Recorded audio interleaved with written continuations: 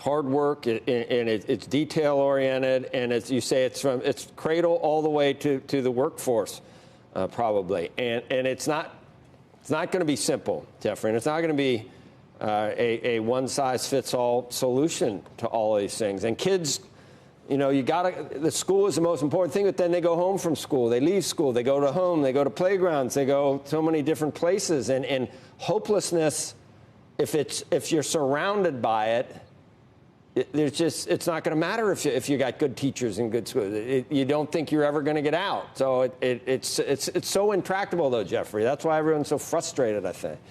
Well, it takes time and it takes resources.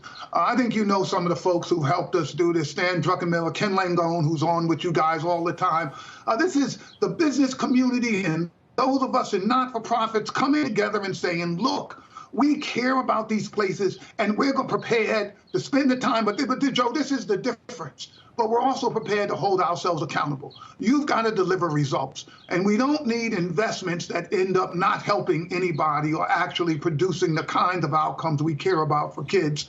And we now know we can do that. We're not the only place in the country doing it. There are places around the country, Strive, which is doing that in multiple places. Purpose-built communities. There are groups of us who've decided this is the way you deal with real poverty and income inequality. You target neighborhoods and you do it comprehensively, and you spend the time doing it, but you hold yourself accountable at the same time.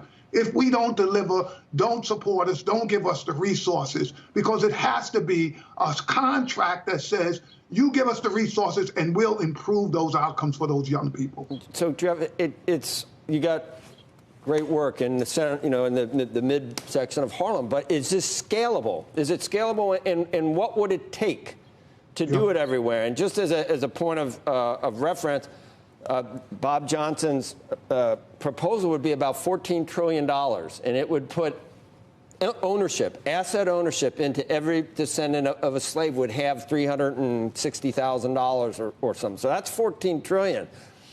I can imagine that you could do this for less than that, but it's still not going to be cheap if it was scalable to go everywhere this needs to be done and to get the people to do it and everything else. They have to be part private, part public, taxes, philanthropy, and everything else. But what's so interesting, Joe, is that we're doing it for about $3,000 a child per year, and people used to think that was expensive. It turns out that's one of the best bargains that you can get in this country. We've got over 950 of our kids in college. We've graduated more than 700 kids. We are ending that cycle of poverty. But you're right, it does take real resources, and it does take the kind of time. I believe that the same forces of really, capitalism at work, where you have jobs and young people prepared for those jobs and the ability to live up to the expectations of your talent, that's going to work for the African-American community the same way it's worked for other communities. And the truth is there's been an intentional disinvestment in these communities. Look, we're at the 99th anniversary of the Greenwood Massacre and what happened there in Greenwood, Oklahoma. And we need to remember that this has been a systematic strategy for decades that has to be undone.